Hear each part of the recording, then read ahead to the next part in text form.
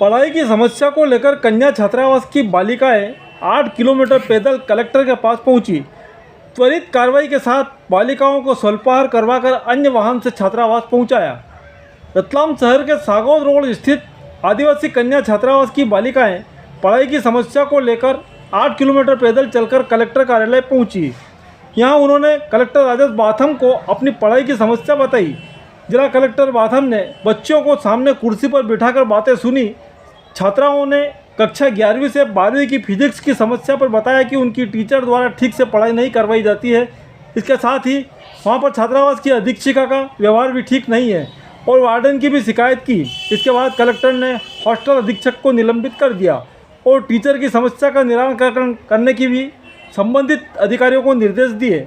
छात्रों ने बताया कि 1 महीने पहले भी अपनी समस्याओं को लेकर अधिकारियों को बताया था, लेकिन उनकी समस्याओं का निराकरण नहीं हुआ। इसके बाद मजबूरन 8 किलोमीटर धूप में पैदल चलकर ऑफिस आना पड़ा और आपको अपनी पीड़ा बताना पड़ी।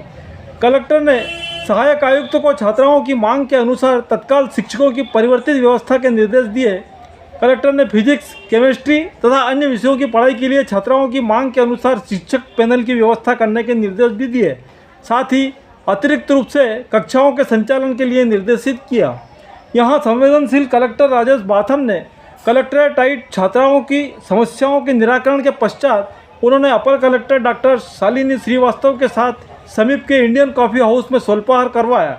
इसके पश्चात वाहनों की व्यवस्था कर छात्राओं को उनके हॉस्टल तक पहुंचाया। 1 महीने पहले अपनी समस्या को लेकर आए थे और हमने हमारी समस्या लिखित में दी थी, पर फिर भी हमारी समस्या का समाधान नहीं हुआ, तो इस बार हमें पैदल चलकर आना पड़ा।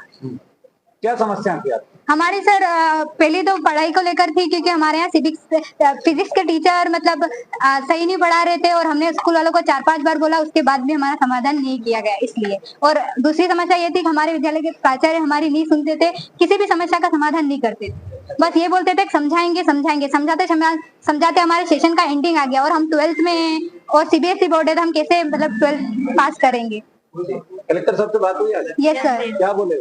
उन्होंने बोला है कि फिजिक्स के लिए नए टीचर लाएंगे और प्रिंसिपल और वार्डन को भी चेंज करने का बोला है। अच्छा ये बताओ, भोजन वगैरह की कैसे? भोजन वगैरह तो ठीक नहीं मिलता है, पर ठीक है, हर कोई यही बोलता है कि खाने के लिए नहीं आए, तो हम कुछ नहीं बोलते हैं। कन्या शिक्षा परिसर की कुछ बच्चियां पता चला था कि अपने परिसर से यहाँ पर पैदल आ रही कलेक्टर कार्यालय। तो मुझे जैसी खबर लगी, मैंने तत्काल जो है अपना ADM को और SDM को भेजा था, लेकिन वो मानी नहीं। उसके बाद मैं स्वयं भी रास्ते में गया था, मैंने उनको रोका कि मुझसे बात करने आ रही है, तो मैं स्वयं उपलब्ध हो गया हूँ।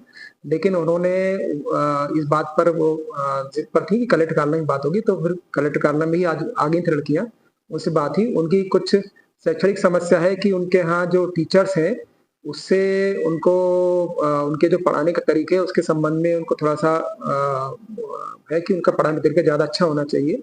और अधीक्षिका के व्यवहार के प्रति भी उन्होंने शिकायत करी है, तो उस पर हमने बात करी है और हम उसमें कार्रवाई कर रहे हैं। जो अधीक्षिका है उनको तत्काल प्रभाव से हम निलंबित कर रहे हैं, और जो उनके सब्जेक्ट्स के टीचर्स की समस्या है तो हम व्यवस्था कर रहे हैं ताकि उनको अच्छी से अच्छी पढ़ाई मिले।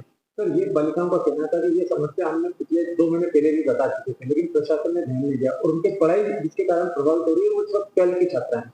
हाँ, ये सही है कि इनका आवेदन पहले भी आया था, तभी उनकी शिक्षा व्यवस्था ठीक करने के लिए करा था। जो केमिस्ट्री के टीचर भी बदले थे और उससे वो संतुष्ट भी हुई थी वो, और वो इस बात संतुष्ट है कि प्रयास हो रहे हैं।